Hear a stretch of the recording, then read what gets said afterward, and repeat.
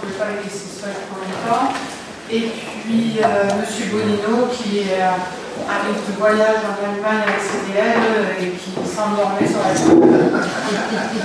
Non, elle était présente, mais elle était épuisée. Donc on l'excusera. On commence. Je donne la parole pour le numéro 7 à Hélène Jeannet pour l'attribution d'une subvention à l'Institut Paoli Calmette.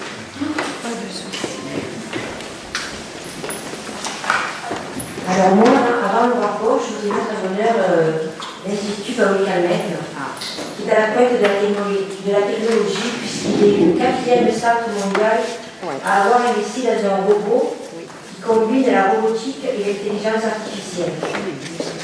Il offre aux radiologues interventionnels un outil qui permet de réaliser des ablations tumorales percutanées, sûres et efficaces. Cette approche invasive permet un traitement curatif et précoce des tumeurs abdominales et pulmonaires en insérant simplement une aiguille à travers la peau. l'IPC s'engage à offrir à ses patients des traitements les plus avancés avec une précision et une sécurité accrue, tout en réduisant les séquelles, avec plus de capacité et de confort. Voilà. Merci Hélène, qui est élue à la santé et qui est engagée dans tout ça. Donc, attribution d'une subvention à l'Institut Paoli Calmette pour l'année 2024. L'Institut Paoli Calmette est un centre de lutte contre le cancer et constitue un établissement de santé privé d'intérêt collectif.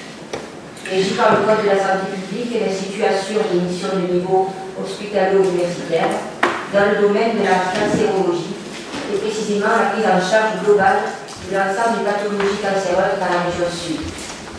L'Institut Paoli Calmette est chargé par la loi d'une mission de service public en matière de cancérologie. Les missions de l'Institut Paoli Calmette sont d'assurer la prévention et le dépistage du cancer, la prise en charge des patients dans le diagnostic clinique sur la qualité de leur parcours et selon les modes de prise en charge adaptés, hospitalisation conventionnelle, hôpital de jour, hospitalisation en médecine. La recherche sur l'ensemble des aspects diagnostiques et thérapeutiques de la pathologie cancéreuse, l'enseignement et la formation continue en cancérologie. Il est proposé de soutenir à nouveau financièrement l'Institut Paoli Calmette au titre de son activité de dépistage et de lutte contre le cancer et de procéder au versement de subventions à hauteur de 300 € au titre de l'année 2024. Après avis de la Commission des finances du 25 mars 2024, il est proposé aux membres du Conseil municipal d'attribuer des subventions à l'Institut Paoli Calmette d'un montant de 300 € au titre de l'année 2024. Voilà. Pas de questions sur ce rapport? Bon, donc on peut passer au vote. Qui est contre? Qui s'abstient? Et donc, vote à l'unanimité. Merci. Le rapport numéro 8 va être présenté par Michael Malin. Merci Hélène. Donc, il s'agit d'une attribution pour la attribution d'une subvention de 2024 pour l'approbation des conventions budgétaires, c'est pas gagné. Et approbation d'une convention d'objectif 2024 à l'association Vivons Ensemble. Donc, c'est une association qui est déclarée. C'est une association qui est déclarée et qui peut recevoir une aide financière sous la forme d'une subvention. Le tien, c'est la Pardon. Donc, je reprends. C'est une association déclarée qui peut recevoir une aide financière sous la forme d'une subvention de la part de l'État, de collectivités territoriales, d'établissements publics. Le soutien peut aussi prendre la forme de conditions particulières de mise à disposition de locaux, de personnel, de prise en charge de certaines dépenses. Ces conditions doivent alors être prévues dans une convention entre la collectivité et la dite association. C'est le cas donc de Vivons Ensemble, qui a pour but initial d'encourager l'innovation et les actions d'éveil au développement rural. Il s'agit de mettre à disposition de la population un lieu de rassemblement des informations pouvant devenir un véritable centre de ressources et de réflexion. L'association a mis en place un accueil périscolaire des enfants de la commune, de la maternelle au CM2, avant et après la classe. Pour répondre aux besoins de fonctionnement de cet accueil périscolaire et favoriser son développement, un partenariat étroit a été établi entre la commune et Vivons Ensemble avec pour objectif de pérenniser un accueil de qualité grâce à la réalisation d'activités pédagogiques et la mise à disposition d'un budget de cours de soir, et aussi de respecter la réglementation des DGS. Conformément à la loi de 2000 concernant toute subvention supérieure à 23 000 €, la Convention a pour objet de définir les conditions dans lesquelles la commune de Valmore apporte son soutien aux activités d'intérêt général que l'association entend poursuivre à son initiative conformément à ses statuts. Il est rappelé que par délibération numéro 11-2024 du 14 février 2024, l'association a reçu une avance de 37 000 € sur la subvention de 2024. Après avis de la Commission des finances du 25 mars 2024, il est proposé aux membres du Conseil municipal d'approuver l'attribution d'une subvention de 70 280 € à l'association Vivons Ensemble pour l'année 2024, d'approuver la convention d'objectifs annexée et de dire que les dépenses correspondantes seront inscrites au budget principal 2024, compte 65 748, chapitre 65. Merci. Est-ce qu'il y a des questions concernant cette subvention? Monsieur Sambin, Monsieur Farou. Je voulais qu'on explique ce qu'est la réglementation des DGS. La direction des sports. Voilà, merci. Et la deuxième question, j'en profite, on est d'accord que les 70 000 € comprennent la vente de 37 000 €. Bien sûr. Et que c'est le total 70 000 €, donc on ne sera plus que 33 000 €. Voilà. Exact. C'est 70 280 pour l'année, de 4. Et comme ils ont déjà eu les avances de 37 000, il reste 41 280. 41 280. Il reste 41 000. 280. Pour compléter jusqu'aux 70 280. Non, non, c'est 33 000. C'est pas ça. Vous ne connaissez pas un petit peu. Non, faut pas me le prêter. C'est pas grave. En fait, vous faites la soustraction et vous trouvez ce qui leur sera versé. 33 280. Monsieur Farou. Oui, nous avions demandé lors du vote de la subvention, de l'avance sur la subvention, que nous soit communiquée la comptabilité de l'association. Mais monsieur Farou, à la commission finance, vous aviez tous les dossiers et vous ne vous êtes pas penché sur le dossier de Vivons Ensemble. J'ai demandé la transmission. Si vous reprenez ce que j'ai demandé la transmission du document. Je n'ai pas demandé la consultation. L'argent public est dépensé. On a le droit à ce que cette pièce soit communiquée. Écoutez, moi j'ai été surprise que lors des de la commission finance, vous ne penchiez pas sur le dossier. Donc, je vous le redemande officiellement. Et donc, la demande est faite aujourd'hui, on est le 11. Et je souhaiterais que vous me le transmettiez. Bon, Et c'est une demande officielle. Oui, mais je vous réponds, M. Parot, ce que je confirme sur les dossiers à consulter. Et Mme Verne me dit que pour le moment, elle n'a pas reçu. C'est ça? Oui, c'est ça. Alors, on l'a demandé à l'association et on n'a pas encore reçu. Je dois les rencontrer la semaine prochaine, disons jusqu'à juin. Comment c'est possible que j'ai eu la possibilité de le consulter si elle n'a pas encore reçu? Parce que dans le dossier, vous aviez tous les éléments, puisque vous vous inquiétiez de l'État et pourquoi il demandait l'avance. Dans le dossier, vous pouviez vous plonger dans leurs dépenses, recettes, et dans le fait, parce qu'on avait bien justifié, que c'est parce qu'ils n'avaient pas encore reçu leur subvention CAF qu'ils demandaient cette avance. Donc vous pouvez vous y pencher, mais bon, apparemment ça ne vous intéressait pas, vous voulez le document. J'ai demandé le document parce que ce jour-là, je n'avais pas le temps de le faire. Donc je vous redemande le document. Quand on l'aura, M. Parot. Je n'ai pas vu maintenant, la plus relevée, la plus. Bon, bref, ok. Non, j'avais dit qu'on l'avait. On a dit qu'on avait le dossier de demande de subvention. C'est pas la même chose. Oui, donc c'est pas la même chose. Moi, je vous demande. Par contre, le dossier, vous l'aviez. De l'association. Vous pouvez le demander, mais. Monsieur Platon. Oui, une remarque à ce sujet. La transmission n'est pas obligatoire. Ce qui doit être possible, dans tous les cas, c'est la consultation. Et moi, je fais juste sur cette délibération la remarque que je fais à chaque fois sur ces conventions d'objectifs, dans lesquels il n'y a aucun objectif. Et là, typiquement, il pourrait y avoir un objectif sur le nombre d'enfants à recevoir, avec ces 70 000 euros de subvention, par exemple. Et je suis tout à fait favorable à cette subvention. Mais voilà, toutes ces conventions, c'est un exemple parmi d'autres. Il y a les contraintes affichées à la commune, c'est très bien. Mais ce qu'on demande précisément aux associations, c'est jamais précisé de façon. Voilà. En fait, il pourrait y avoir 0 enfant. Non, monsieur Pedron. Oui, c'est un soutien. Bien. En fait, on est dans un soutien. Moi, je vous rappelle que leur budget, c'est pas ce que l'on fait. On n'est pas les seuls non plus financeurs de l'association et on y est très attentif. Après, c'est aussi, alors on fait ces conventions d'objectifs avec des articles et des précisions par rapport à ce qu'on inverse, mais ce que vous attendez dans ces objectifs, on va dire chiffrés, on le fait lors de réunions.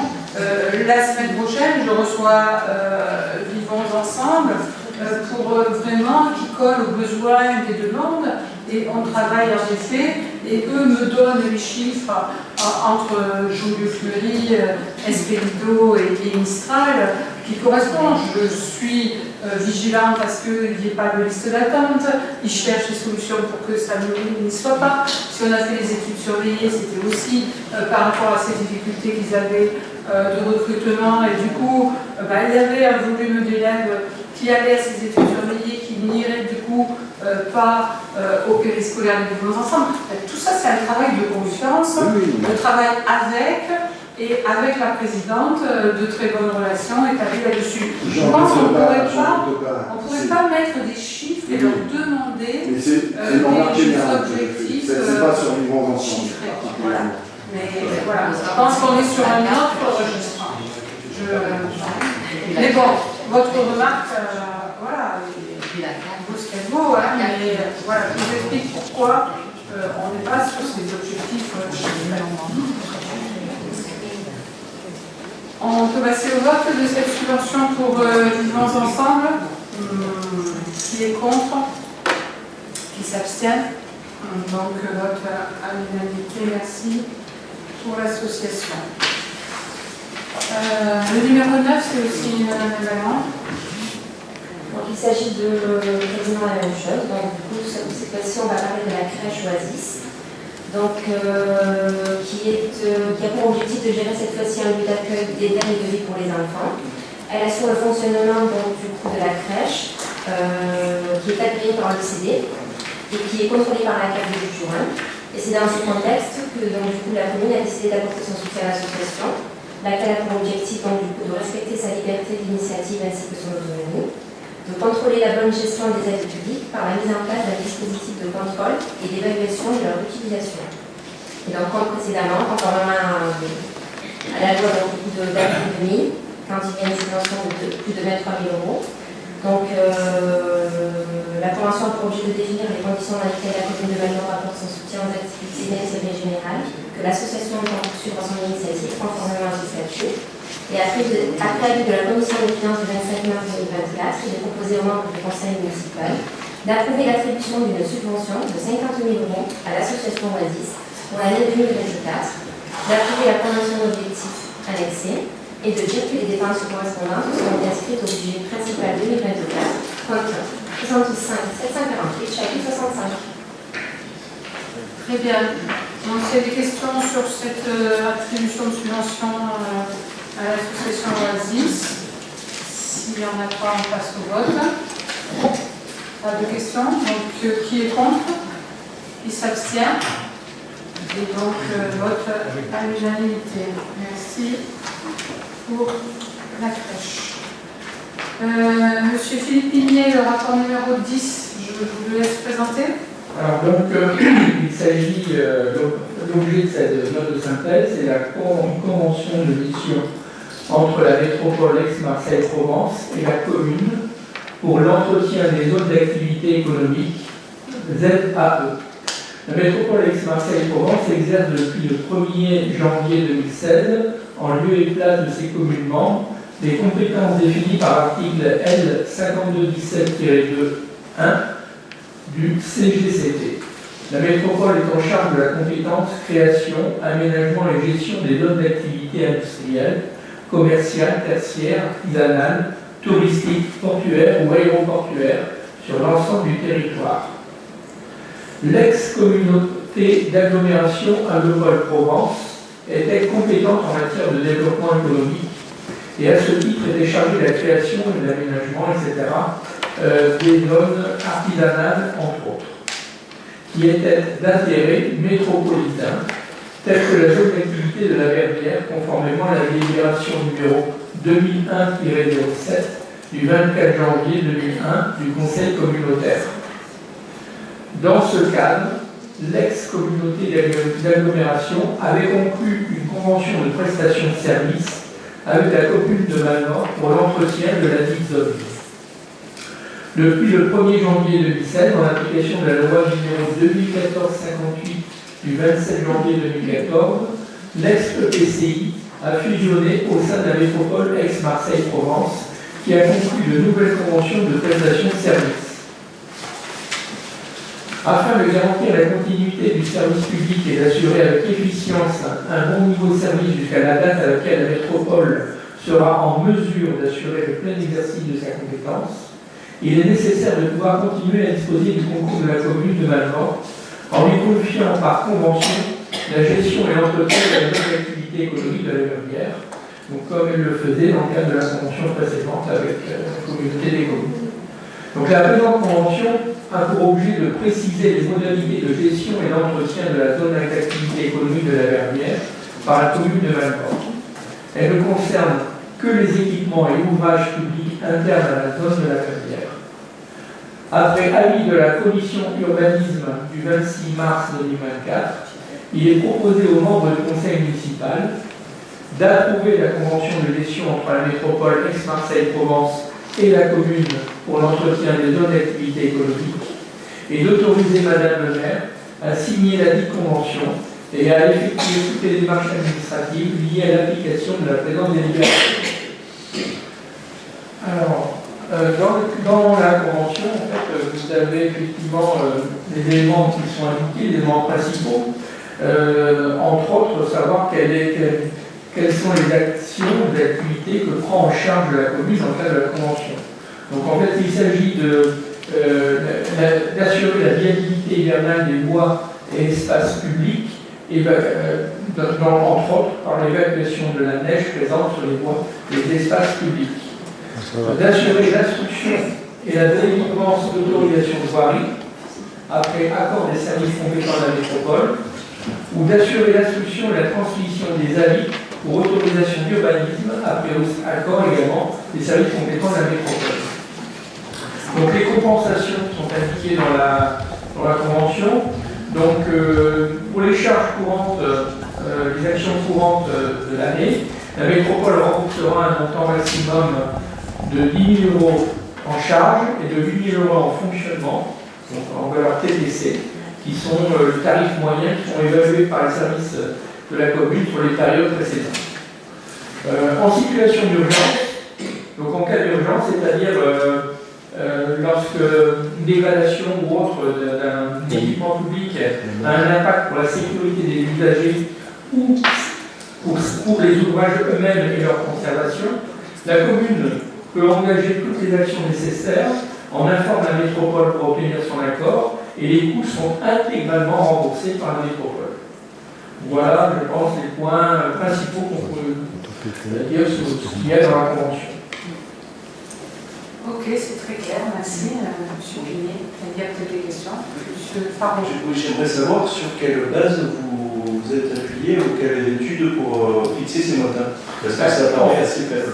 En fait, ces montants semblent relativement faibles. En fait, il faut voir que d'abord, ils sont basés sur, je dirais, les mêmes actions qui ont été réalisées par les services dans le cadre de la convention qui avait été établie avec la métropole Provence. En fait, il s'agit simplement de reprendre une convention qui avait été établie avec la métropole Provence dans le cadre d'une convention avec la métropole, puisque la métropole a repris la compétence.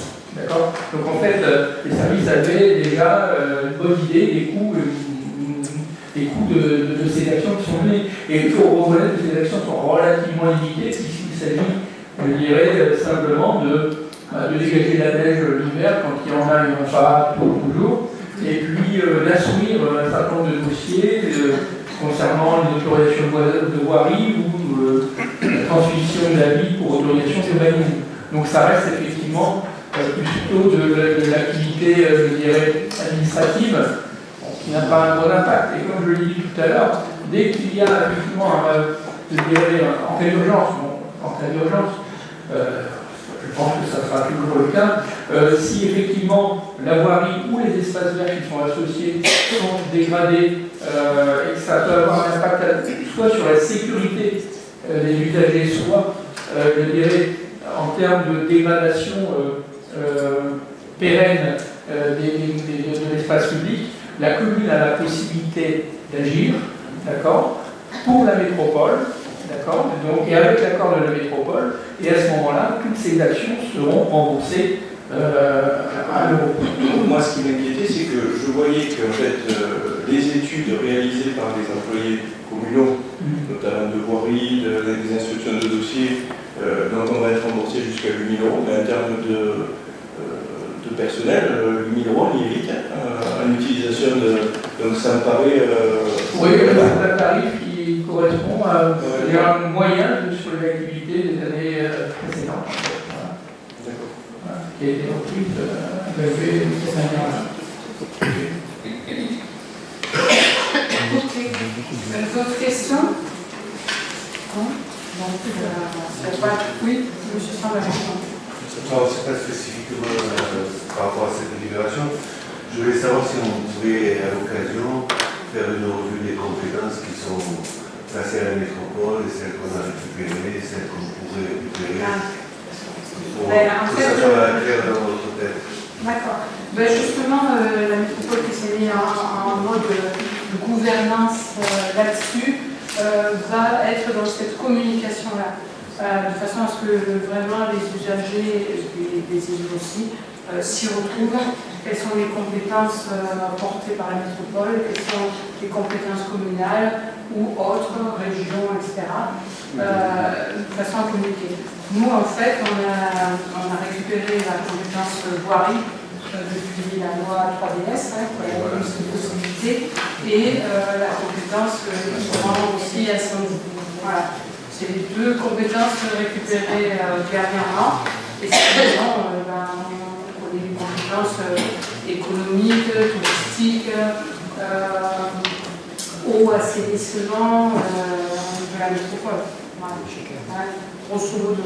Mais ils sont justement dans cette volonté de communiquer pour que ça soit plus clair.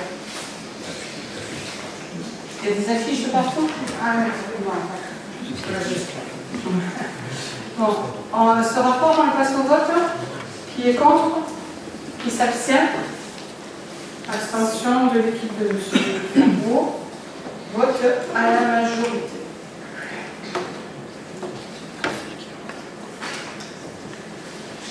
Le numéro 11 sera présenté par M. Christian Brandolet. L'objet, c'est le déclassement d'une emprise publique de 65 mètres carrés dans le domaine privé de la commune, se situant à la place des Martinets. Après la notification numéro 2 du PLU a permis de supprimer certains emplacements réservés qui n'avaient plus lieu d'y être. Ainsi, au fond de la place Martinet était conservé un emplacement réservé numéro 25 ayant pour objet d'aménager une voie depuis le chemin de Salon. L'emprise foncière correspondant anciennement à l'emplacement réservé numéro 25, situé au nord de la voie, constitue à ce jour un délaissé de voie relevant du domaine public.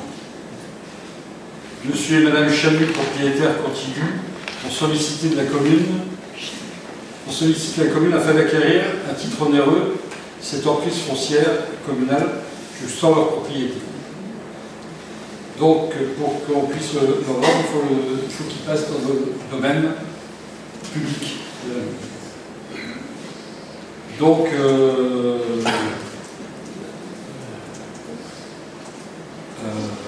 voilà. On répond favorablement à la demande de M. et Mme Chalut.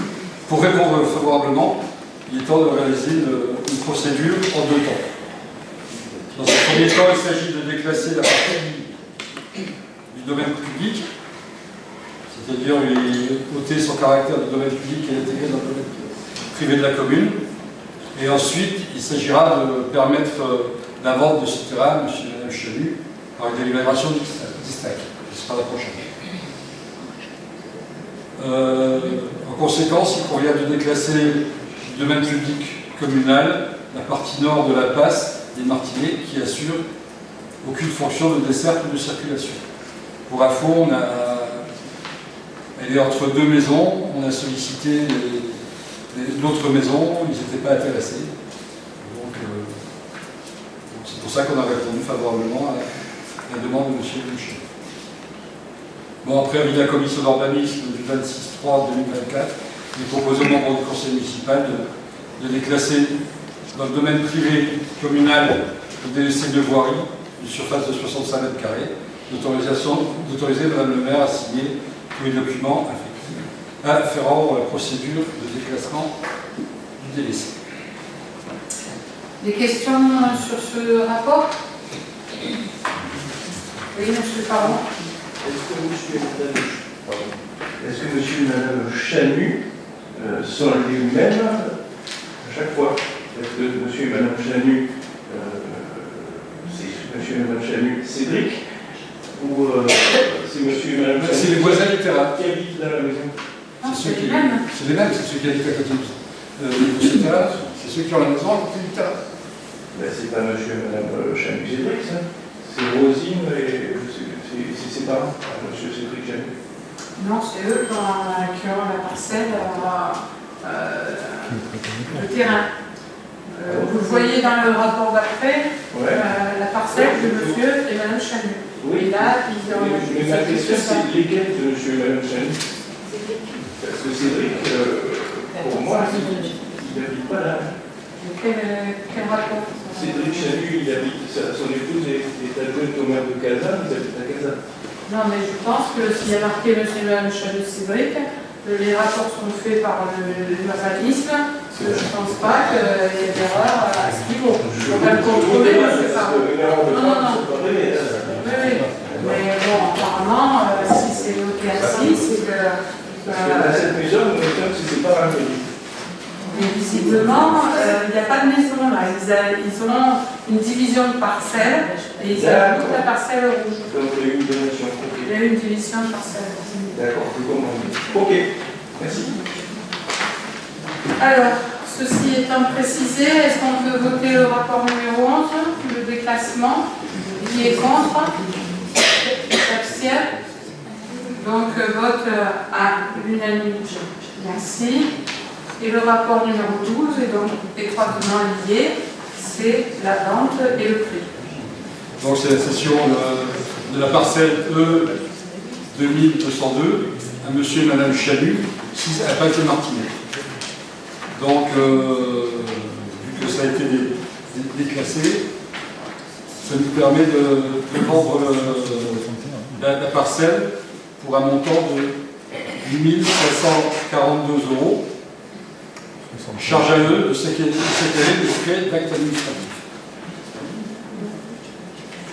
En conséquence de quoi la présente délibération a pour objet d'approuver la cession pour un montant de 8 542 € de la parcelle E 2202 à monsieur et madame Chalut Cédric. Il est proposé aux membres du conseil municipal d'approuver la cession de monsieur et madame Chalut Cédric, parcelle E 2202, d'une superficie de 62 mètres carrés au prix de 8 542 €.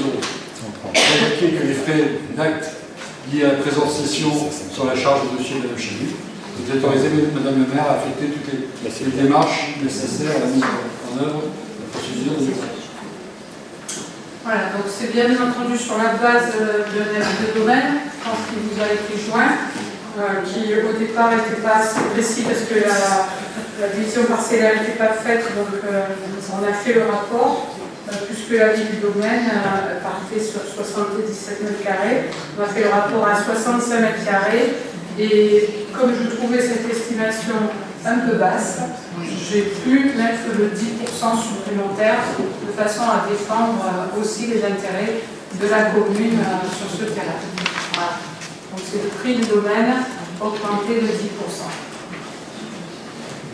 Des questions sur ce rapport?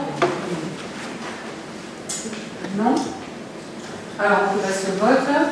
Qui est contre? Qui s'abstient? Et donc vote à l'unanimité.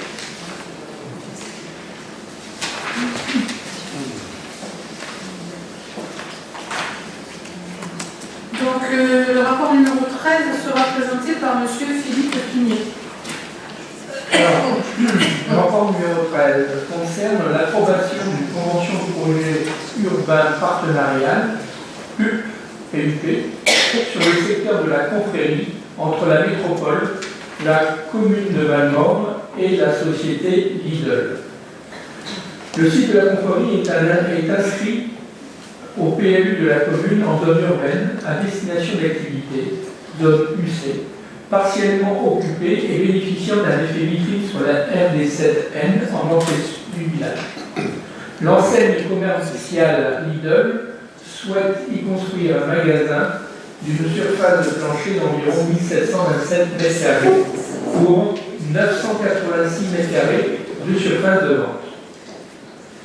Initialement, Lidl avait déposé une demande de permis de construire le 14 janvier 2022. Toutefois, la demande avait été rejetée notamment car le dossier ne présentait pas les garanties suffisantes en matière de sécurité des usagers. L'entrée-sortie unique sur un des réquisitions était estimée très dangereuse. Par la suite, Lidl a travaillé avec la commune afin de revoir point par point l'ensemble des difficultés éprouvées. Suite à de nombreux échanges, une nouvelle desserte a été réfléchie. Entrée par l'avenue Joliot-Curie et sortie sur l'allée Marcel-Répiston avec des aménagements spécifiques. Ainsi, la réalisation d'ouvrages de voirie est rendue nécessaire par l'arrivée de Lidl. En effet, les accès doivent être redimensionnés et sécurisés, notamment pour les piétons, mais aussi effectivement pour les véhicules. Le programme des équipements publics consiste donc en la reprise de l'avenue Joliot-Curie, avec notamment la création d'une entrée pour les véhicules clients et les camions de livraison, et l'aménagement d'une voie douce dans l'emprise touchée par l'emplacement réservé numéro 13. Aménagement de la RD16 de l'avenue Joliot-Curie à la RD7N mi-bouquet.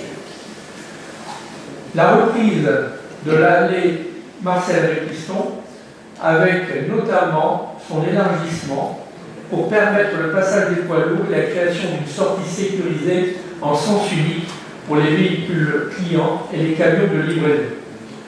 Je précise que dans les deux cas, il y aura un paragré central qui sécurisera les deux centres de circulation.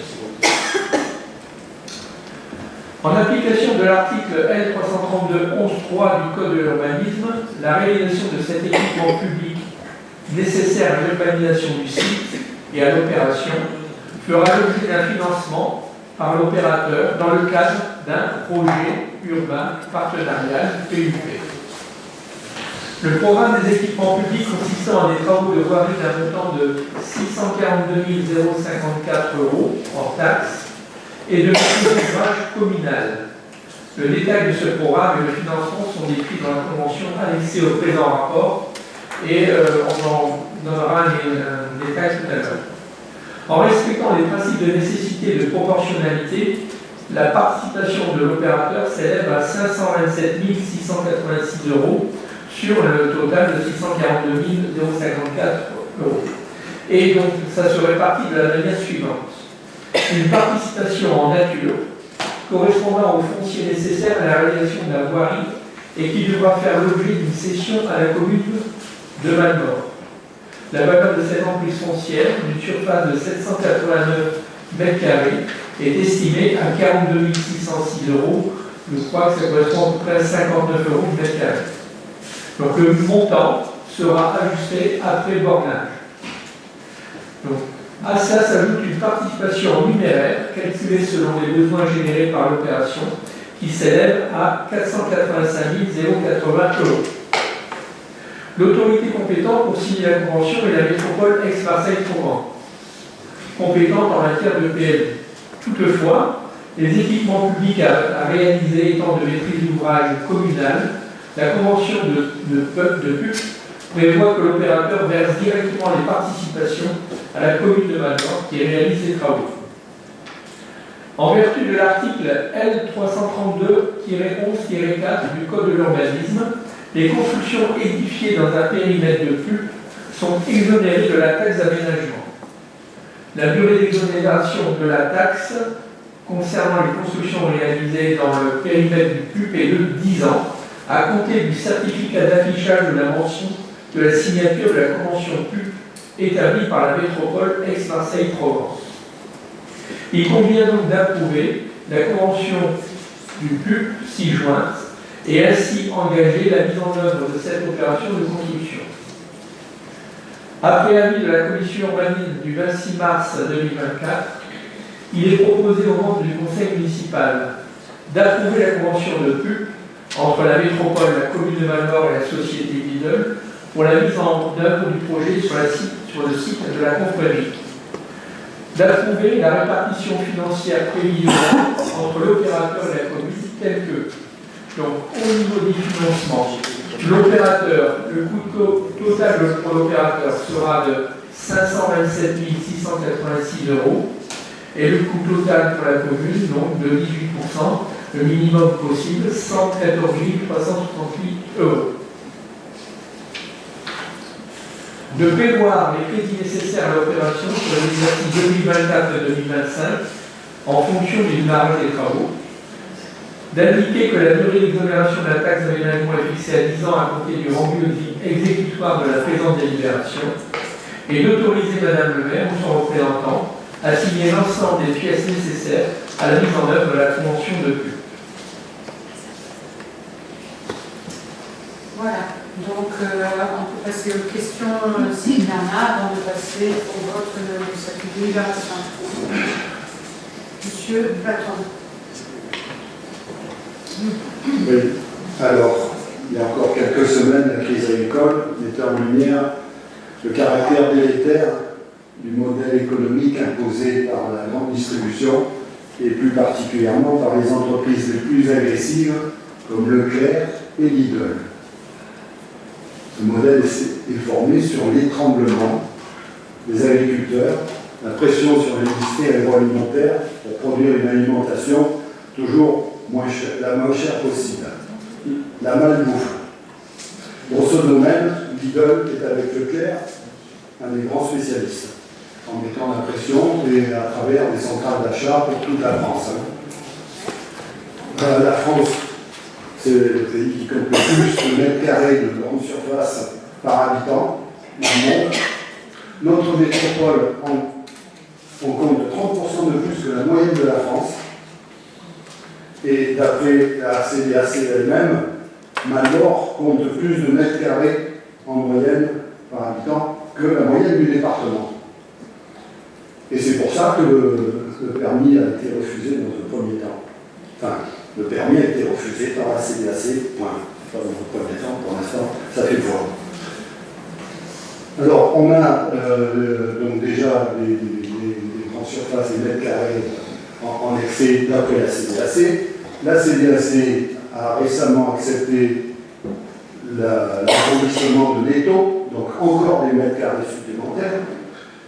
Ce matin, nous étions au SCOT pour discuter du SCOT avec les services de la métropole, qui nous ont indiqué qu'eux, ils prenaient en compte le SRDEF, qui est de prioriser les activités commerciales et tertiaires dans les centres-villes et d'éviter les implantations en périphérie. Ça, c'est la demande du SCOT, c'est ce qui va être inscrit au SCOT. de contenir le développement des commerces en diffus afin d'éviter des implantations qui captent les flux de voitures et qui font concurrence au centre-ville, c'est encore escrit au SCOT, de limiter le mitage commercial dans les zones d'activité, et de réserver le foncier économique de ce qu'ils appellent les sites, je ne sais plus comment ils appellent, bon, ils ont changé de nom. Le foncier économique, de le réserver à la création d'entreprises productives et non de commerce. Ils veulent, là on a une zone qui est une zone d'activité productive, avec l'agence, etc. Donc c'est plus le lieu de disperser du commerce dans ces zones-là. Ça c'est les prescriptions du SCOT, ça va être prescrit dans le SCOT. Nous, on est en train de faire le contraire. On est encore dans les logiques d'il y a 20 ans, 30 ans. Voilà. Alors que l'urbanisme évolue, et donc il faut regarder plutôt de l'avant que de l'arrière. Donc, c'est pénalisant pour le. On ne croit pas que dans la discussion en commission, on a parlé de création d'emplois. Est-ce que vous croyez vraiment qu'en vendant les fraises 3,90 € le kilo, on va créer de l'emploi chez nos producteurs? Tu le penses? Non. Bon. Est-ce que vous croyez qu'en vendant du saucisson à 5,75 € le kilo, on va créer de l'emploi à la charcuterie du Luberon? Je ne le crois pas. Est-ce que vous croyez qu'en vendant la baguette à 3 € le kilo, ou le croissant à 57 centimes, j'ai regardé les prix ce matin, on va créer de l'emploi dans nos boulangeries? Je vous rappelle que déjà, ils ont du mal, les boulangers. Voilà, donc Lidl, c'est un destructeur d'emplois. Voilà. Et je comprends mal que l'argent de la commune, c'est-à-dire l'argent du contribuable, soit utilisé pour soutenir ce modèle économique et conforter les bénéfices des actionnaires allemands de Lidl. Voilà, j'ai dit. Et donc, vous avez compris, je voterai contre. On a compris. Bon, alors, dans un premier temps, concernant... Mais ça vaut, enfin, il faudrait qu'il y ait un vrai débat. Là, vous décidez, il y a eu la commission. Alors oui, j'ai pas fini. Je reviens sur la commission quand même, parce que c'est important, elle a une valeur juridique, la commission. La commission, elle avait la CDAC. La CDAC, donc, avait toute une liste de reproches à ce projet. Alors, je les prends dans l'ordre visité. L'entrée-sortie, qui est effectivement assez dangereuse. Alors, oui, j'ai regardé le plan. Alors, l'entrée, c'est mieux, mais la sortie, on est toujours sans visibilité, en montée, entre deux virages, et on verra. Et même si c'est mieux qu'avant, surtout s'il y a un interplan au milieu, on ne verra quand même pas les voitures et les camions arriver par derrière. D'autant plus qu'en plus, il faudra regarder, il faudra faire très attention. Moi, je pense que c'est dangereux. Il y avait également la densification de la circulation sur la RN7. Bon, ça c'est changé, je ne vois pas. S'il y a des gens qui viennent à Lidl par la RN7, qu'on fasse cet aménagement, ça ne changera pas la fréquentation. La fragilisation des commerces alimentaires en centre-ville. Bon, on a eu envie de ville. Là, l'OPA était complètement d'accord avec nous, avec les gens qui étaient autour de la table. C'est une catastrophe pour certains commerces dans le centre-ville et pour la fréquentation du centre-ville en général. La densité commerciale de la commune à l'échelle de la zone de Saint-Mandis, bien plus élevée que la moyenne du département, on en a parlé, elle va encore augmenter avec l'agrandissement, enfin le changement de métaux. Donc, l'utilisation d'un foncier économique rare que le SCOT demande de réserver plutôt aux activités productrices. Ça, c'était pas, j'ai un peu modifié la phrase, qui parlait de l'artificialisation d'un terrain de qualité agricole. c'est vrai, mais là, ça fait longtemps qu'on a fait le droit sur l'activité agricole de ce terrain, qui est d'ailleurs pollué par tout ce que l'entreprise à côté en jette dedans. Voilà. Donc, voilà, tous mes arguments, je les ai dit. Bon, c'est pas le lieu d'avoir faim. Je regrette que ce soit dans un conseil municipal qu'on essaie d'approfondir ces réflexions. On devrait l'avoir fait bien avant. Alors, d'abord sur le CDAC. Donc effectivement, la fondation que vous avez donnée, ce sont des interrogations qui ont été effectivement abordées. D'accord. Par contre, dans sa décision finale, la CDAC n'a retenu, concernant l'aspect économique, qu'une seule chose, dans ses considérants, d'accord, pour prendre sa décision. Ça concerne l'implantation effectivement de la liste de ces hommes qui pourrait éventuellement avoir un impact sur les commerces alimentaires en centre-ville. D'accord. C'est une vraie question, voilà, sur laquelle, à l'époque, il n'y avait eu aucune analyse qui avait été réalisée. Mais c'est le seul qui a été retenu. Il y a en fait l'aspect disant qu'il y a une densité très importante de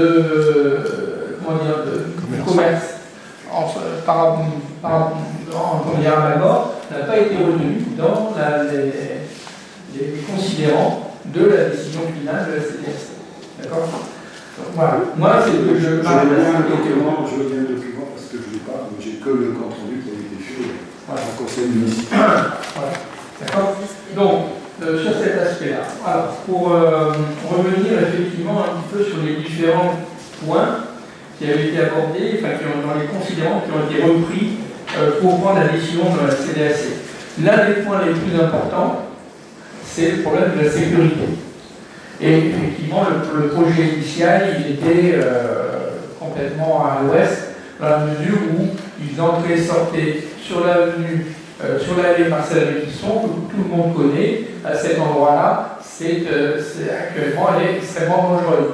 On n'a aucune visibilité, une courbure très importante, etc. D'accord. Donc voilà, donc ça, c'était pas possible. Et puis, sur cet aspect-là, c'est vrai qu'il y a eu un travail qui a été réalisé avec le service de l'urbanisme, etc., pour essayer de trouver des solutions sur le projet. Et donc, Lidl nous a proposé à ce moment-là, effectivement, une entrée d'un côté, une sortie de l'autre, pour limiter les flux sur ces deux parties, sur ces deux voies qui sont des voies, quand même, ne sont pas des voies extrêmement larges, de toute façon. D'accord. Donc en fait, il a été décidé effectivement de sortir de la zone d'activité par l'allée Marcel Réquisson et de rentrer par l'avenue Joliot-Curie, d'accord, en sécurisant ces entrées, d'abord allée Marcel Réquisson en élargissant les voies, qui sont vraiment très étroites, d'accord, en plaçant un terre-plein central de manière à sécuriser effectivement et empêcher les voitures qui souhaiteraient éventuellement venir de l'autre sens et donc de rentrer à contre-sens dans le magasin. D'accord. Donc là, il y a une véritable sécurité. On a élargi les voies, on a rajouté un terre-plein parce que pour la pratiquer très souvent cette voie, quand on arrive du village, il y a beaucoup de gens qui débordent en se mettant au milieu. D'accord. Donc là, effectivement, on va sécuriser les entrées de ce côté-là. Donc ça a un impact important pour nos concitoyens, pour la sécurisation. Sur l'autre avenue Joliot-Curie, il va y avoir deux impacts importants qui vont avoir un impact positif pour nos concitoyens. Entre autres, je dirais, on a une piste cyclable que l'on souhaite depuis longtemps prolonger jusqu'à l'entrée, jusqu'à rond-point. D'accord. Donc là, elle n'a pas abouti parce qu'on avait des problèmes pour obtenir le foncier nécessaire. Donc là, on va dire qu'on fait venir Lidl à Malmort pour faire une piste cyclable. Non, mais j'explique. Le problème est plus complexe que ça. Il va plus loin que Malmort et il va dans ce système économique qui est négatif. Sur ce point-là, à notre activité qui est principalement agricole et les productions alimentaires. On va revenir sur ce point-là. Donc, au niveau de la sécurité, vraiment, il y a eu un travail de fond qui fait qu'on a permis de sécuriser suffisamment les entreprises. Non, pas suffisamment, à mon sens. Tout est encore perfectible, mais ça va vraiment dans mon sens. Je peux mettre te couper, puisqu'il y a cet ping-pong là. Sur la sécurité, est-ce qu'on a un avis de service route du département sur le projet là? Ben là, il y a ce qu'il va y avoir effectivement. Donc le permis de construire n'est pas encore déposé. Oui, mais ils peuvent solliciter un avis avant de déposer pour savoir si c'est validé, parce que si on dépose avec un point de sécurité, on va tourner en rond. Dans les PUP, en fait, la voirie est métropolitaine, les PUP départementales. Alors, un avis de la métropole. Voilà. Qui signe le PUP avec nous. Et vu qu'ils ont travaillé au PUP, c'est avec ce PUP et cette convention qui valide l'entrée-sortie pour les PUP. Si c'est d'accord avec eux, la sécurité, c'est validé. Et ça passera en conseil métropolitain jeudi prochain. Et alors sur l'aspect justement, effectivement, donc je rappelle effectivement, on a rappelé que dans un premier temps, on a saisi la CDAC parce que évidemment le projet a mis énormément de questions, et entre autres la question concernant l'impact sur l'activité économique, d'accord, pour lequel il n'y avait eu aucune analyse, etc. D'accord. Donc en fait on a par rapport à ça, il y a eu effectivement un certain nombre d'analyses qui ont été réalisées, qui ont montré effectivement sur un sondage que on a à peu près 46% de la population qui va faire des courses à l'extérieur. Ok, voilà. Ce qui ne changera rien, ça c'est voilà. la périodisation. On va chercher, on va faire à peu près son travail. Alors, on va essayer d'écouter. On a compris ta posture et ta position contre Lidl. Je pense qu'il faut laisser exprimer Philippe sur tous les arguments qu'il a travaillé par rapport à ça. Et c'est justement, il y a aussi en CDAC, on a dû travailler point par point, sans le couper. Et après, on passera au vote ou d'autres questions si besoin. Je vois que Nicolas lève la main. Donc la parole, et M. Sardin aussi, donc la parole est à tout le monde. Donc merci de respecter ce temps de parole. Et on va essayer de limiter parce qu'il est déjà 22 heures et on a encore quelques rapports. Donc on a la possibilité donc, de récupérer, d'après le sondage qui a été fait, l'analyse qui a été faite, c'est à peu près 5% en permanent et 20% dans les jeunesse. Donc ensuite, donc, les habitants ont été consultés et 86,5% des personnes interrogées sont plutôt favorables à l'installation du leader. Ensuite, l'analyse de l'impact par rapport au centre-ville, si tu veux.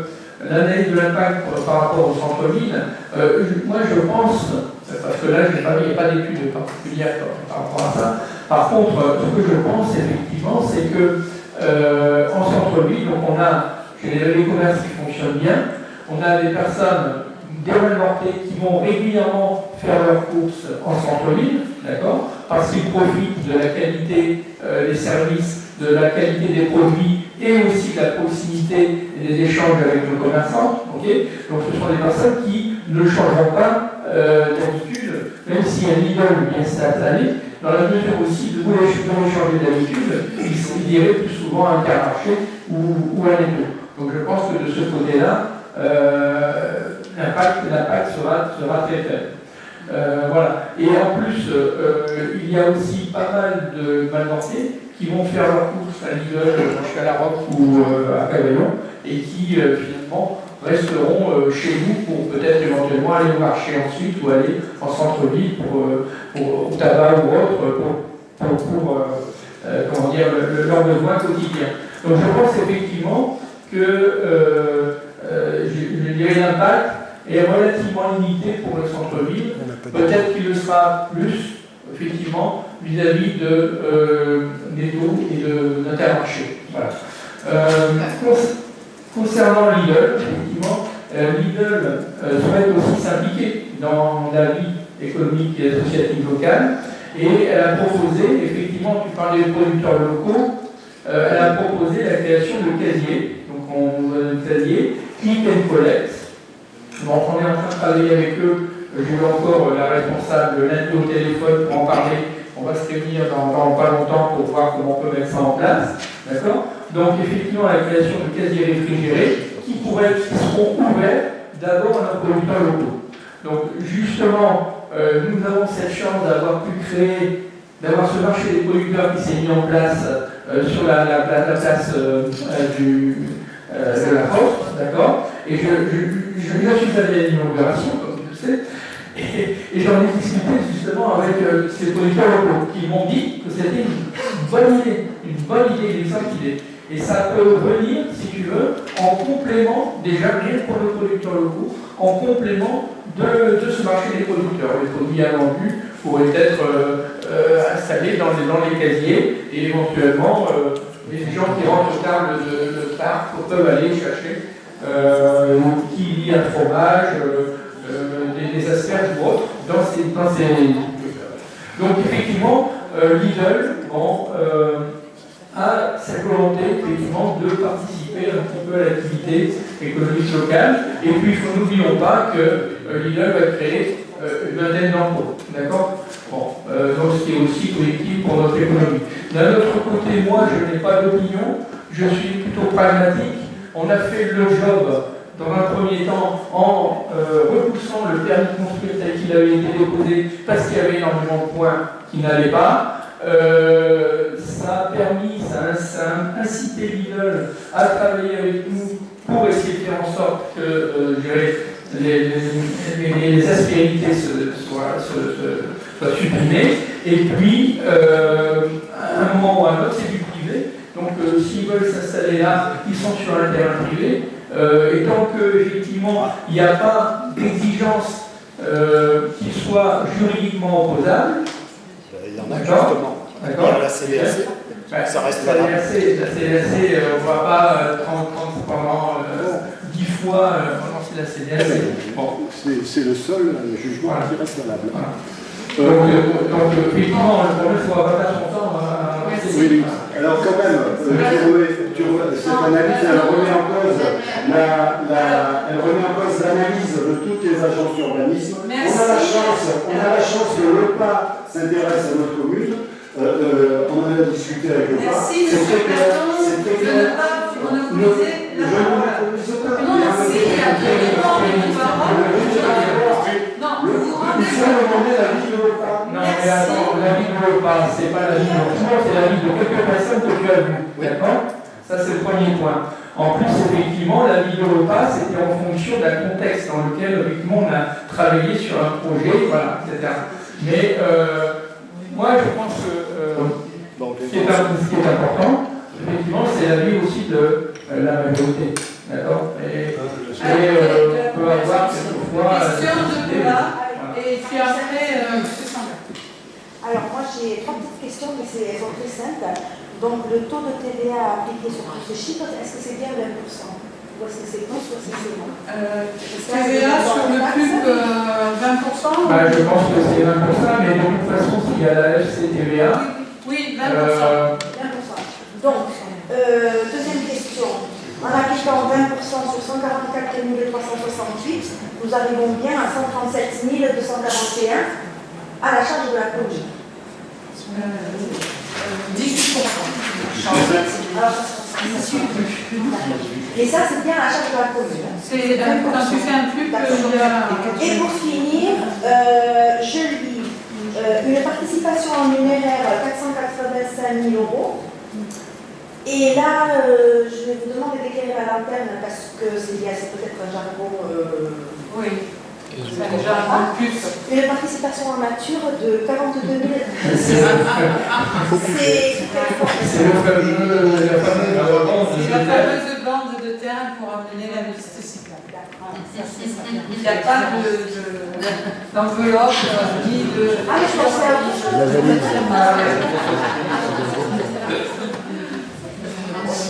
c'est comme ça que ça s'écrit dans le. Bon, c'est bon. Monsieur Samba. Oui, moi j'ai échange. Je suis un peu surpris quand même que l'élu de la majorité fasse la promotion de leader. Alors, je ne suis pas la promotion de leader, je suis désolé. Comme je l'ai dit tout à l'heure, on n'est pas basique. Et à un moment ou à un autre, je ne suis pas avancé. Moi, je suis ni pour ni contre. Bien au contraire. Moi, je trouve Bien au contraire, oui. Par contre, je trouverais génial qu'on fasse un référendum local sur ce sujet. Et ça ne sert à rien. Parce qu'aujourd'hui, on nous dit, les sondages disent 86% des malmortés iraient, puis ils iraient plus à La Roque ou à Cavaillon ou quoi. Faisons un sondage. Laissons les producteurs agricoles s'exprimer pour dire si vraiment ils trouvent que les casiers, c'est la solution pour eux. Oui, mais Et légalement, ils sont moi, je pense qu'il faudrait, parce que Les agriculteurs français. c'est un sujet qui peut être soumis à la vente locale. Il n'y a pas de souci. Alors, on ne pourra pas poser la question directement, vous ne voulez pas un Lidl, mais pour dire sur l'aménagement du territoire, on pourrait poser la question. Moi, je ne prends pas la responsabilité de faire un supermarché de plus à Malmont. Et ceux qui le font aujourd'hui, eh bien, ils en prennent la responsabilité. Mais on est un village, si on fait... Alors, j'ai rien contre les Lidl, parce que moi je vais faire mes courses souvent à Netto, et je peux faire les Lidl, ils sont déjà de Netto. Mais pour autant, il faudrait que cette question-là ne soit pas soumise au délire sur lequel j'ai assisté sur Facebook quand on a dit on saisit la CDAC. Ça voulait dire la mairie était contre le leader. Et puis maintenant, on a l'impression que ce soir, la mairie est devenue pour parce qu'on va avoir des casiers et qu'ils vont prendre en charge une partie du bout du rond-point. Laissons les malmontés décider par un référendum. Il n'est pas contraignant d'ailleurs le résultat du référendum. Enfin, si on va contre la majorité, ça ne serait pas trop. Mais bien, juste... ce référendum,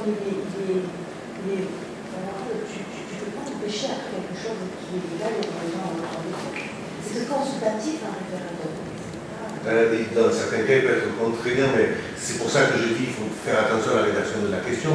Là, il y a une question, il y a certainement une façon de poser la question qui détourne le sujet. On ne peut pas être pour contre le référendum, pour contre le leader, on est pour ou contre l'installation d'une surface commerciale supplémentaire, avec les arguments que Thierry a donnés d'un côté, avec les arguments que Philippe a donnés de l'autre, avec le sentiment de chacun de pouvoir savoir s'il veut faire ses courses en supermarché, d'abord parce qu'il y a une amplitude horaire qui est peut-être plus facile que les petits commerçants ou les marchés de semaine auxquels on ne peut pas forcément aller son travail. Mais il faut que ça fasse l'objet d'un référendum local. Prendre la décision sous prétexte qu'on a obtenu une majorité il y a 3 ans, pour moi c'est dangereux. C'est un sujet de société. C'est un choix, c'est pas un sujet de société. Non, c'est alors un référendum. Il faut renverser la question.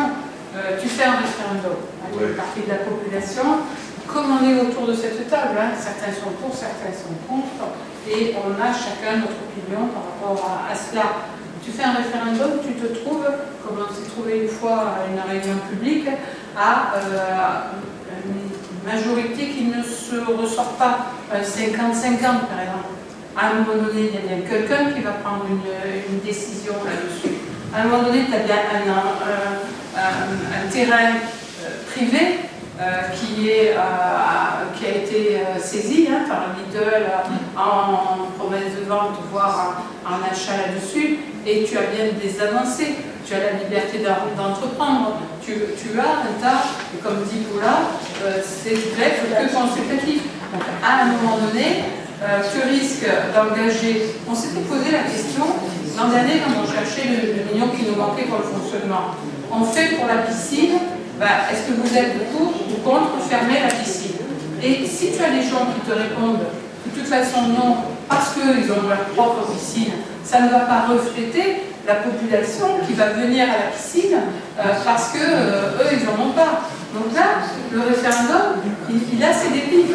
Et vraiment, moi, je ne suis pas pour un référendum qui nous remettrait dans une difficulté autre sur des postures, sur des conceptions.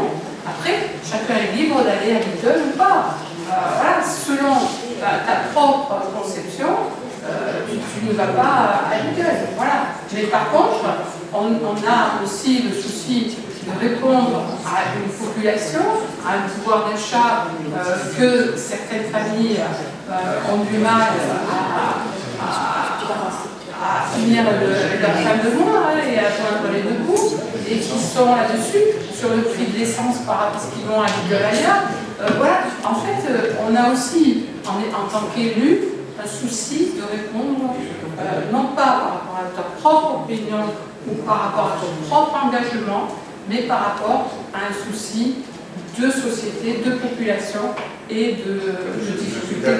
Mais on a décidé de faire une zone industrielle ou artisanale, je ne sais pas comment dire, zone économique du côté derrière la rue Rapone. Ouais, le chemin de Salon. Voilà. Et là, on va implanter une grande surface à l'entrée de Valmont. Donc, mais ce terrain, il est existant. Moi, cette zone-là, lorsque Pomme Alliance s'est installée, le terrain zone artisanale, c'est pas moi qui l'ai créé, c'est le poste. Donc ce terrain, il existe en tant qu'artisan, en zone artisanale. Il n'est pas friche agricole, il est comme ça, il était au poste, il est comme ça au PLU, et voilà, certains ont saisi cette opportunité de ce terrain qui est commercial. Aujourd'hui, mais demain, quand le SCOT sera voté, non. Le SCOT, il interdira ce genre d'implantation dans ces endroits-là. Ouais, mais le SCOT, il est en enquête Oui, publique. oui. Donc aujourd'hui, on se dépêche de déposer le SCOT. Non, on ne se dépêche pas. Ouais. Cette zone, elle restera comme ça, de toute façon. Elle ne sera pas déclassée, ce terrain. Non, mais elle ne sera pas déplacée. Mais ce que va interdire, c'est l'implantation des commerces dans les zones qui sont, a priori, des zones pour des activités productives et non pas des activités commerciales.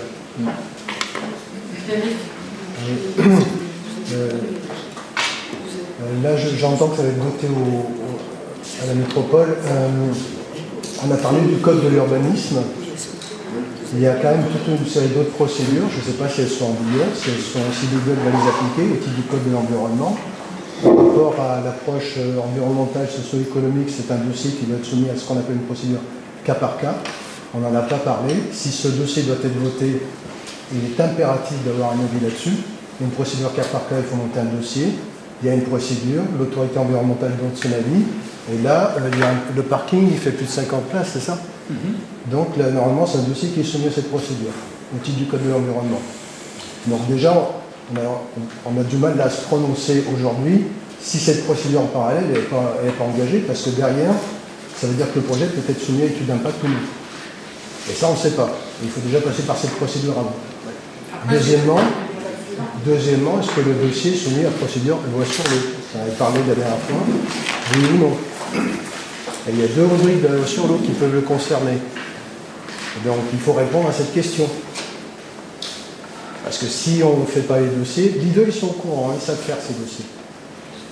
Mais là, pour voter cette délib, on devrait avoir ces réponses. Pas obligatoirement. En fait, non. On s'engage, ou sous réserve à la rigueur, parce qu'on s'engage à financer sans... Non, ce genre de choses, ça va être analysé quand le permis de construire sera déposé. Bah, ils ont pas... Il y a un règlement effectivement. Est-ce que si tu vois Lidl, tu leur dis qu'il faut qu'ils s'attachent à faire ce dossier, à répondre aux arguments de Thierry, parce que c'est l'objet du cas par cas. Oui, j'ai lu. C'est un moyen de répondre aux questions, en tout cas. Parce que cette procédure, là, de toute façon, sur ce coup-là, rien que regard du nombre de places parking, cette procédure est obligatoire. Il y a effectivement le décret. C'est un décret numéro 2023-1208 du 18 décembre 2023. D'accord? Donc, qui est très récent. Non, cas par cas, c'est 2016. Alors, moi, je ne te parle pas de celui-là. Il y a un décret Il y en a un plus, c'est pas grave. Voilà, qui concerne effectivement un certain nombre de règles pour la création de parking, concernant effectivement la réalisation de surface végétalisée ou de zones liées photovoltaïques. Donc pour les parkings, on a de 500 mètres carrés. Ombrière, parking, ça c'est la partie technique. Là, je te parle du code de l'environnement, c'est date de 2016. Donc c'est encore un autre sujet. Bon, en tout cas, le dossier sera analysé par rapport à ces diligences. Oui, alors, ouais, mais ce dossier permettrait de répondre aux questions s'il était fait. Effectivement, on sera, d'après la Convention, on sera obligé d'engager des frais, bureau d'études, MOE, etc., pour préparer les travaux, dès que le permis sera déposé. Alors, si effectivement il manque des éléments et que on ne sait pas le résultat. Non, mais là, aujourd'hui, la Convention nous impose. Non, mais aujourd'hui, si c'est voté la semaine prochaine à la métropole, on est obligé d'engager des études dès le dépôt du permis. C'est au moment de l'acceptation du permis. Non, et l'acceptation, ça c'est des travaux. Mais relis bien la Convention. Moi je suis contre le fait que la commune finance l'idole. Et ça, il ne faut pas faire autre chose. On a travaillé pour réduire au maximum. Un pub, c'est un partage entre métropole, commune et l'idole. On est au minimum. Exiger au moins les études réglementaires avant de trop s'engager. C'est un moyen peut-être de fonder par rapport. Enfin, je ne sais pas, ça permettra de donner des arguments, mais au moins exiger le respect de la réglementation. Oui, parce que si le permis est déposé avec la moitié des pièces qui manquent, eh bien, on est quand même obligé de faire les études. On demandera toutes ces étapes. Le PUP est une étape. Après, s'il y en a d'autres, le cas partial, le code de l'environnement, la loi sur l'eau, la loi du parking, je sais, avec les services d'urbanisme qu'on a et l'instructrice rigoureuse que nous avons, il n'y aura rien qui passera au travers. Voilà. Juste que j'alerte sur le fait que les services de métropole et services d'urbanisme ne maîtrisent pas trop le code de l'environnement. Voilà, ça je l'affirme haut et fort. Désolé. Non, mais on y sera. Donc il faut les alerter. Voilà. Je propose qu'on fasse ce rapport numéro 13 au vote pour pouvoir poursuivre. Et c'est vrai que étape après étape, les projets avancent. Et en tout cas, je m'engagerai avant le dépôt du permis de construire par Lidl qu'une réunion publique soit faite pour cette présentation. Je propose un amendement à la Convention et de mettre effectivement que les études sont, enfin je ne sais pas, il faut mettre un préalable au lancement des études, il faut que le permis soit au moins complet, même, que tous les éléments du permis soient complets. S'il en manque... En l'occurrence, on peut dire que le projet peut avancer sur réserve d'avoir l'avis de l'autorité environnementale. Ça c'est légal. Oui, par exemple. C'est la procédure. De toute façon, ça sera demandé au niveau du permis. Donc, moi, je propose qu'on le vote en l'état, en étant vigilant au niveau du code de l'urbanisme et des services urbanisme qui sont sévères là-dessus, parce qu'on ne votera pas la convention avec un amendement, puisque en métropole, elle est déjà passée en commission d'urbanisme. Je peux vous dire, sans beaucoup plus de débats que nous avons, nous sommes beaucoup plus tatillons, mais c'est très bien, c'est notre commune, hein, et qu'il faut que jeudi en métropole, elle passe pour être non attaquable à l'identique aussi que par rapport à ce que la métropole nous a fourni jeudi 18. Ouais. À qui je peux m'adresser pour défendre ma position dans la métropole? À quel conseiller je pourrais m'adresser? Je pense que M. Platon, vous connaissez toutes les arcades de trucs, puisque vous n'avez pas fait un recours sur la modification numéro 3 du PL. Donc je pense que vous devez connaître à qui vous pouvez vous adresser pour être... Non, mais pour défendre au débat, je parle du débat de la semaine prochaine. Le débat de la semaine prochaine. Si vous votez ce pub pour Lidl. J'aimerais bien qu'il y ait un conseiller qui défende l'opinion d'un certain nombre de personnes, de l'agence d'urbanisme, etc. À qui je demande ça? Je peux l'appeler, lui demander. Ça n'existe pas. Il faudrait que. Mais vous devez les suivre, les conseils métropolitains. Vous devrez, parce que je pense que jeudi prochain, on doit avoir à peu près 400 rapports. Et que voilà, le débat n'est pas du tout comme un conseil municipal. Hein? Ça fait 4h30 que nous sommes en séance, donc je propose qu'on conclue. Voilà. Alors, je passe au vote. Oui, Philippe, on va passer au vote. Dernière petite remarque. Dans la convention, il est indiqué que la commune s'engage à lancer la consultation maîtrise d'œuvre à délivrance du PC. Un délit. C'est notre Mais les études, lorsque le PC. Oui, la maîtrise d'œuvre, c'est après. Ouais, avant, Allez, c'est bon. Il y a la MO, il y a la... On vote. Qui est des études contre? avant. Qui est contre? Qui s'abstient? 3. Pardon, je me suis trompée. Non, je me suis trompée. Donc on refait. Comme ça, on met les noms. Qui est contre? Voilà. Qui s'abstient?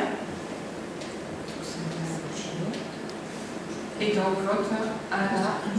Bah alors, Françoise, décide-toi. Je voulais m'abstenir. Pardon. François, fais-le au bon moment, parce que là, ça me met un peu en difficulté. C'est engueuler. Bon.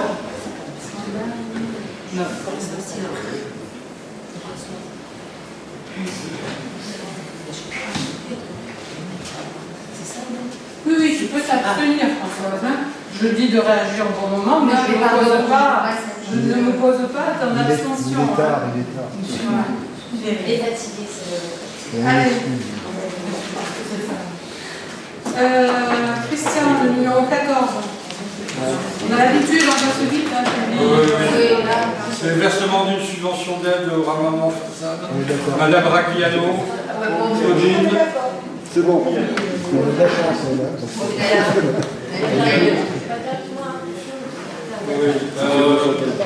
Non, il y a quand même quelque chose à dire, c'est qu'on lui avait accordé le 16 novembre 2022 cette subvention, mais que l'entreprise a rejeté son devis, s'est désisté. Donc elle a refait un autre devis qui est un peu plus cher. La dernière fois c'était 3 468 €, et ce coup-ci c'est 4 277,52 €. Donc le versement d'une subvention, il est approuvé au moment du conseil municipal d'approuver le versement d'une subvention de 4 277,52 € à Madame Ragliano, Claudine, domiciliée 78 rue de Gérard Philippe, pour une aide au ravalement de façade et des clôtures sur le dial situé au 78 rue Gérard Philippe, à Nord, au titre de l'opération de façade. D'imputer les dépenses pour la subvention de l'opération façade centre-ville sur les crédits ouverts au budget 2024 de la commune. Section investissement, chapitre 204, compte 20 422. Il est autorisé, Madame le maire, à effectuer toutes les démarches utiles et nécessaires à l'application de cette présente délibération. Bon, on a l'habitude de ce type d'aide aux façades. Qui est contre? Qui s'abstient? Donc, vote à l'unanimité. Merci. Le rapport numéro 15, c'est moi qui le présente. C'est la création d'emplois permanents. Donc, il s'agit de créer des emplois permanents suite à un départ pour mutation. Une secrétaire administrative chargée d'accueil à la population, la catégorie C. Créer des emplois permanents pour répondre aux besoins des services techniques, on en a parlé dans le budget, c'est 2 agents polyvalents services techniques, catégorie C. Et de modifier les emplois permanents ci-dessous suite à des avancements de grade, des promotions internes et des réussites au concours. Donc, félicitations à un ADSEM qui a eu son concours. Un agent d'entretien polyvalent qui passe adjoint technique principal 2e classe, un agent polyvalent de restauration qui passe adjoint technique 1re classe, un gestionnaire RH qui passe adjoint principal 1re classe, un directeur, une directrice service éducation qui passe adjoint principal, première classe. Une directrice de la communication qui passe rédactrice, bravo à elle. Et une directeur d'urbanisme et foncier qui passe attaché par la voie promotion externe. Voilà. Donc, dire que les crédits ont été prévus au budget prédictif et autoriser Madame le maire à effectuer toutes les démarches utiles et nécessaires à l'application de la délibération. Ok? Vous êtes en accord avec tout ça? Bon, de toute façon, les emplois, les métiers, c'est lié au concours, grade et tout. Donc, on suit. À partir du moment où les agents s'engagent en formation, on suit après dans les nominations par rapport aux agents. Qui est contre? Qui s'abstient? Et donc, unanimité. Merci à vous. On en termine enfin avec rapidement les événements. Le 28 avril à 11h, une commémoration des déportés. Le 8 mai à 11h, la victoire du 8 mai. Le 8 juin à 11h, mort pour la France en Indochine, ça c'est toutes les commémorations. Et le 12 juin à 9h30, au monument Sainte-Anne à Lambesc, les commémorations intercommunales avec départ de bus pour nos chorales, les porte-drapeaux et nos scolaires. C'est les 80 ans. C'est les 80 ans, d'accord. Pour information, le Festival du Plan des Arts, 15 juin, samedi, il y a 15 jours. La fête de la Saint-Jean, 21-24 juin. Le Festival de la Paix, c'est nouveau, le 29 juin au parc des Deux Canaux. Philippe? Fenouillère, c'est le 13. Le 13. Fenouillère, c'est le 13. La l'heure plutôt. C'est à 15h30. 14h30. 15h30. Prochain conseil municipal, le 3 juillet 2024, vous pouvez le mettre dans vos agendas et vous aurez des commissions avant.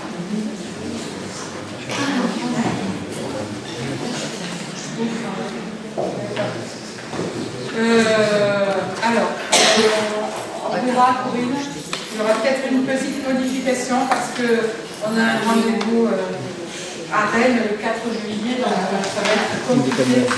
Et la foire au matin.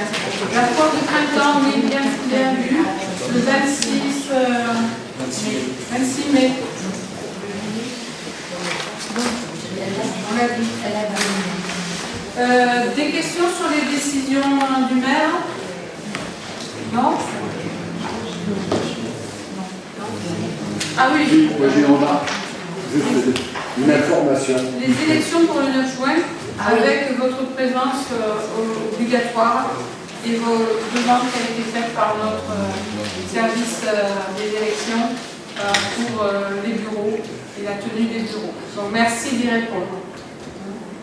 Oui, juste une information, c'est sur le pump track, mais on reviendra pas, j'en ai déjà parlé. Mon petit-fils s'est cassé le bras samedi dernier sur un pump track. Ah, ça arrive, hein. Ça arrive.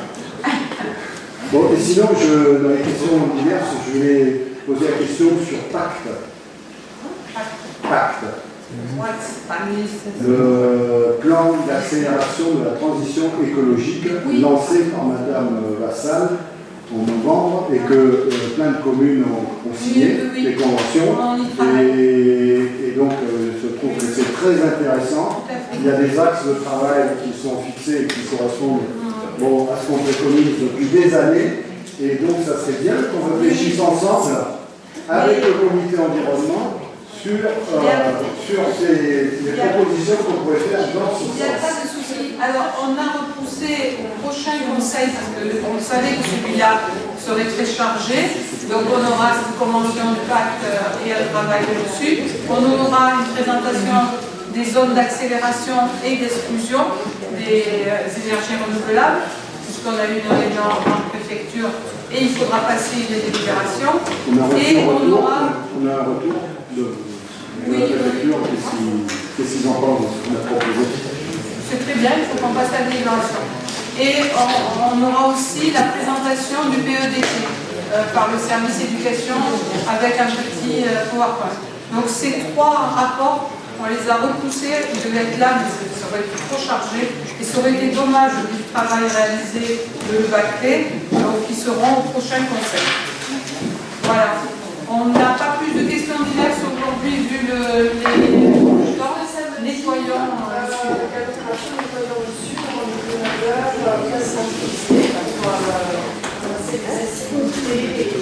D'accord. Merci Maurice, on va essayer de communiquer aussi.